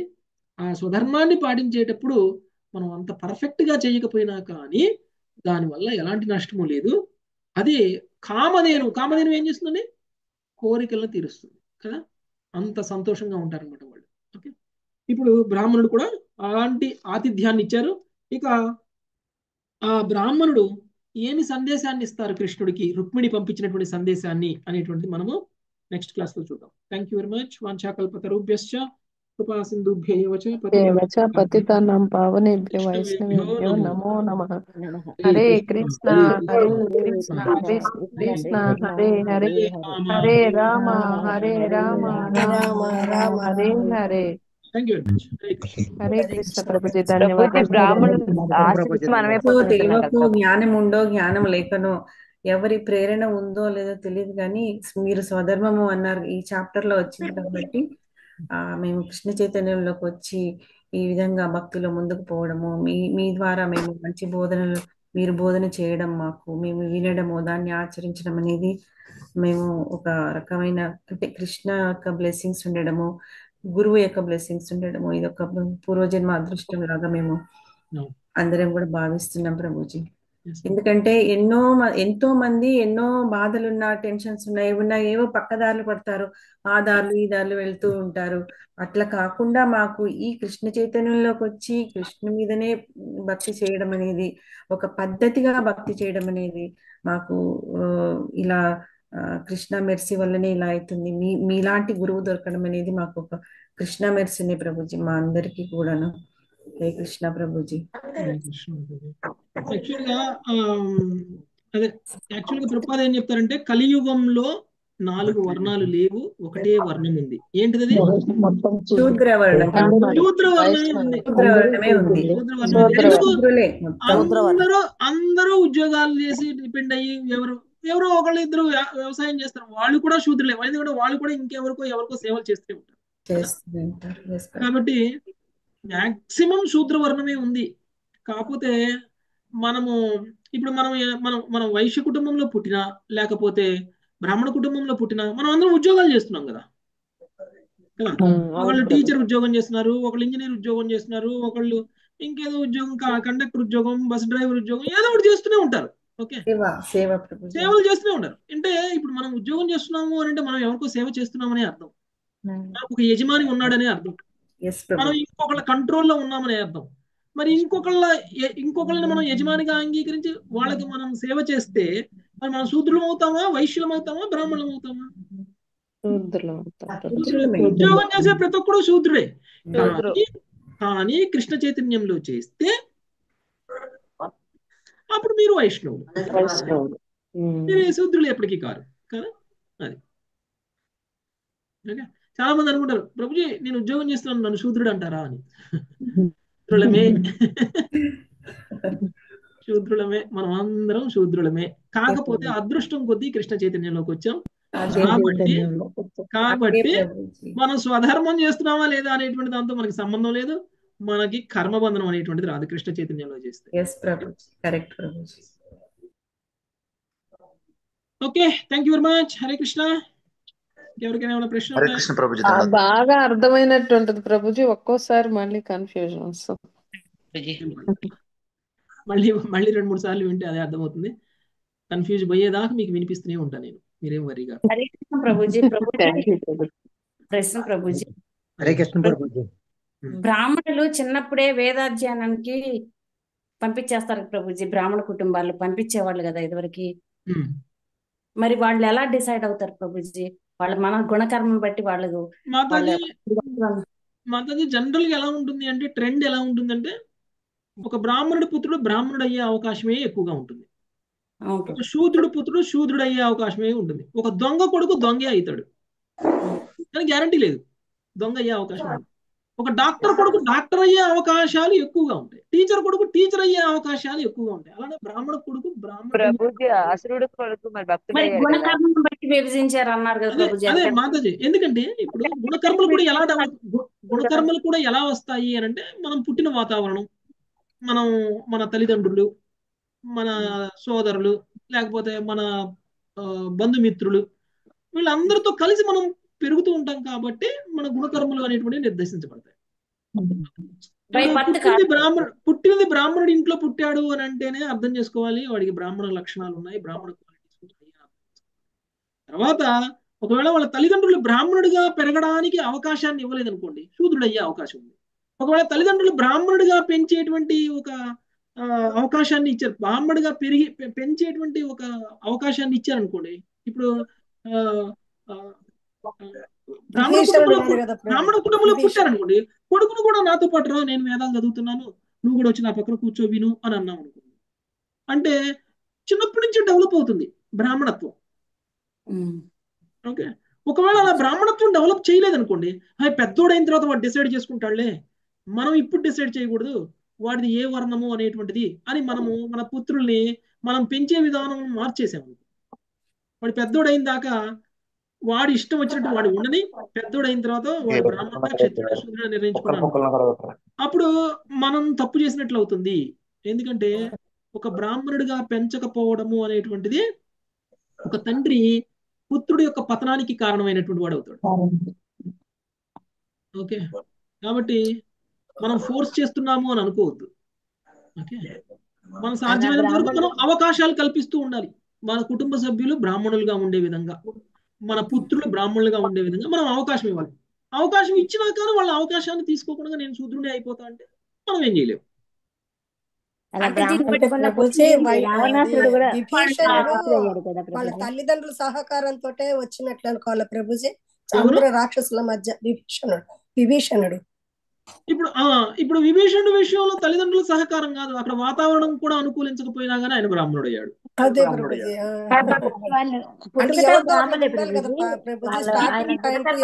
ఉండాలి కదా, ఇప్పుడు ఎవరో ఒకళ్ళు ఉంటేనే అవ్వాలని కూడా ఏం లేదు, స్వతహాగా కూడా వస్తుంది. ఇప్పుడు ప్రహ్లాదుడు చుట్టూతా ఎవరున్నారు?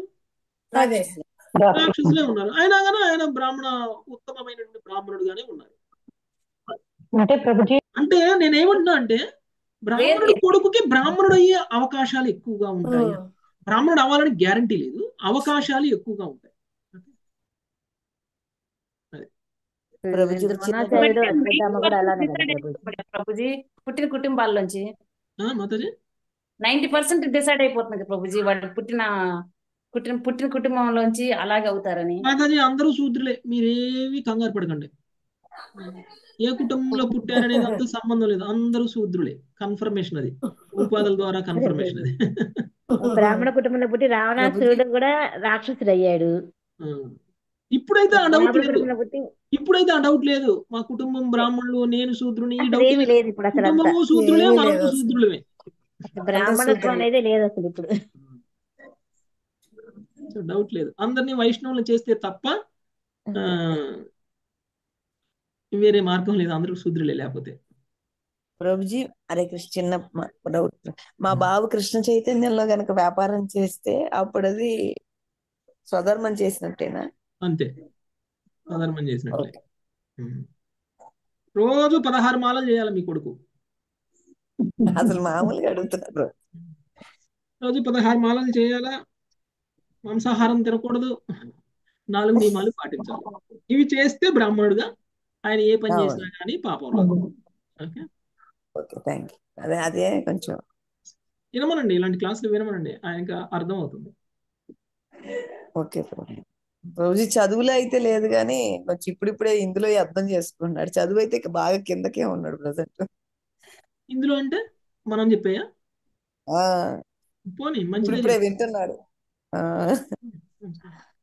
మంచిదే. Okay, thank you very much. Hare Krishna అందరికీ.